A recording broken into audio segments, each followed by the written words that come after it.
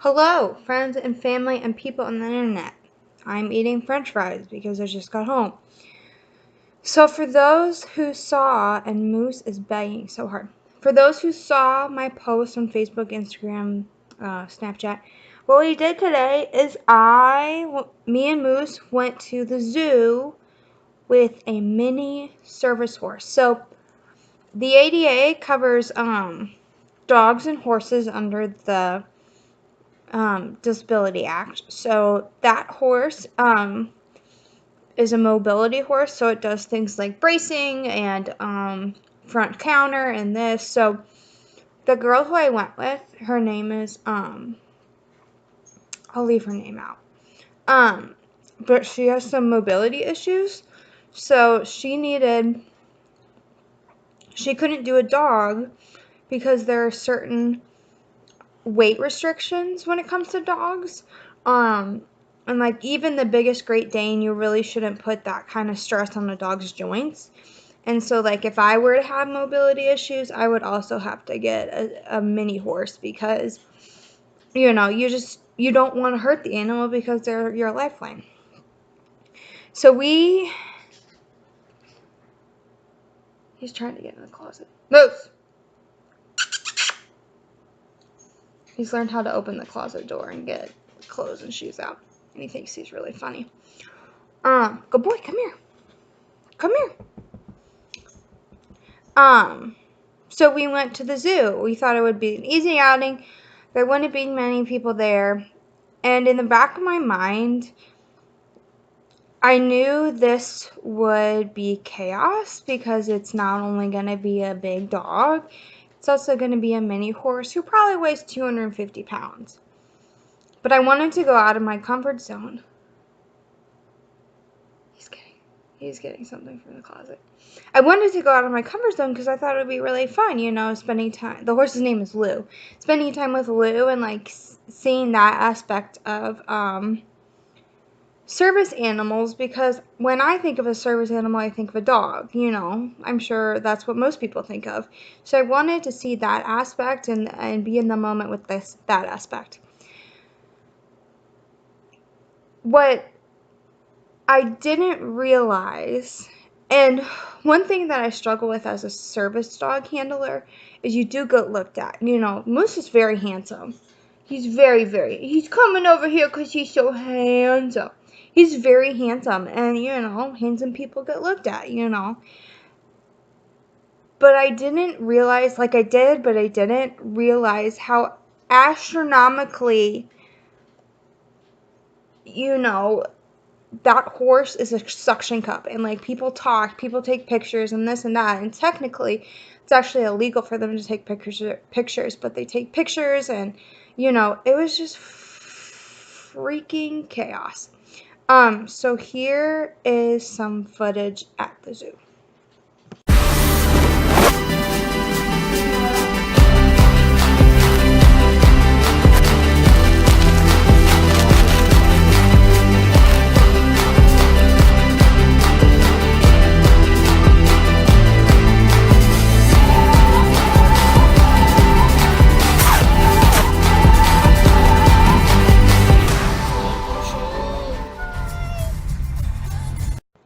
So as you saw, the other thing, oh, there's the baby. Hello, baby. The other thing that we did is we freaking went to Steak and Shake on Hanley. So it was about 6 minutes away. So I got there second because I suck at driving, and the roundabouts there in Forest Park suck. So we're at the Hanley Steak and Shake.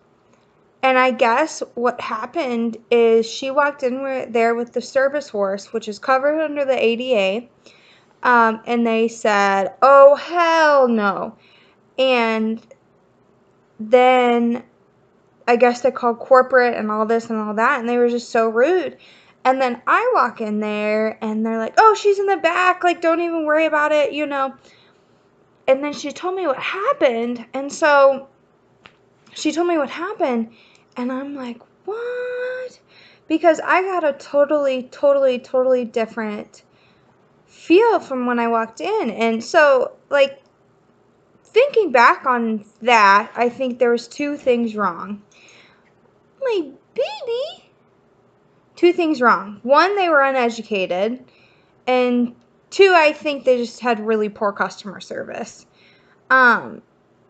So when addressing a service dog team, there's a way to go about it.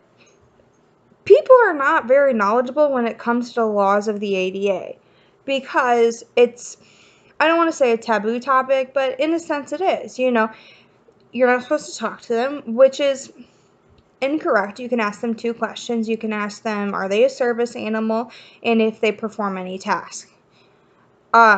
And that's about all you can say. But a lot of times, if addressed correctly, teams are willing to talk to you and vocalize what they're there for. They know they're an exhibit. We're walking around with big ass animals, so we know that we're the center of attention, and it's okay to ask as long as you ask with the correct mindset and the correct courteousness.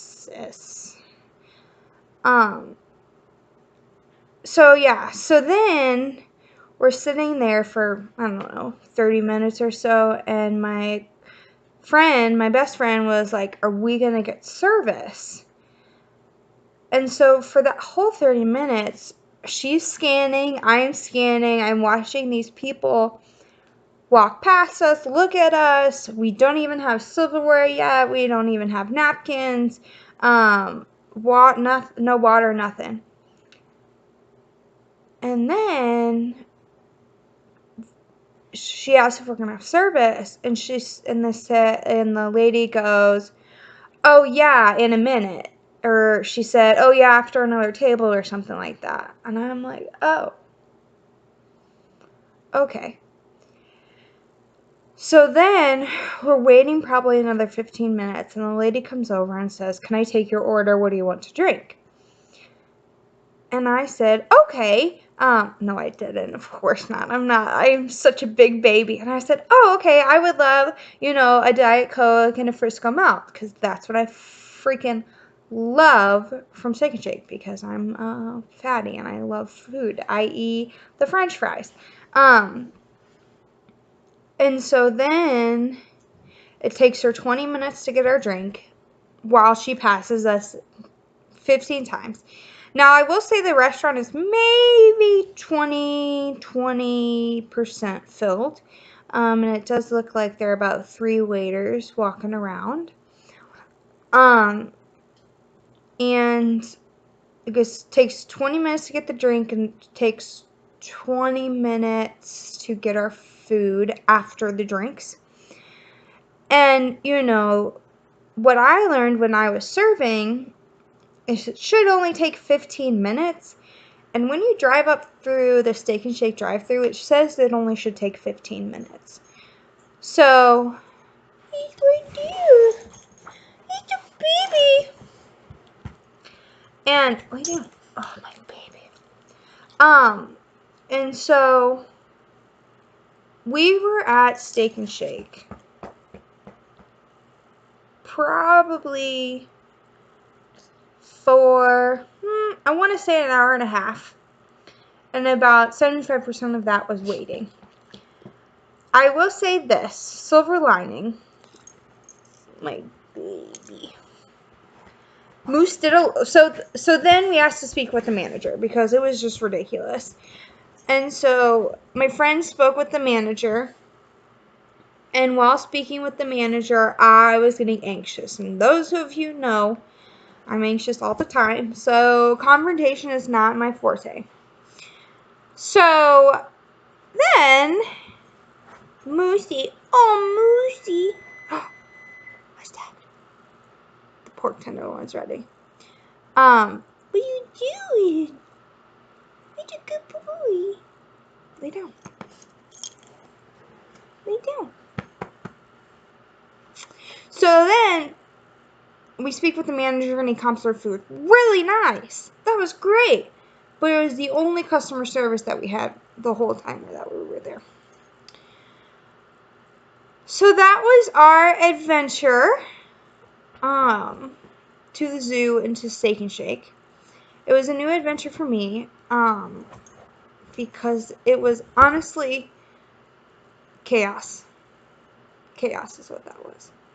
Moose did great. He did some alerting, which was good.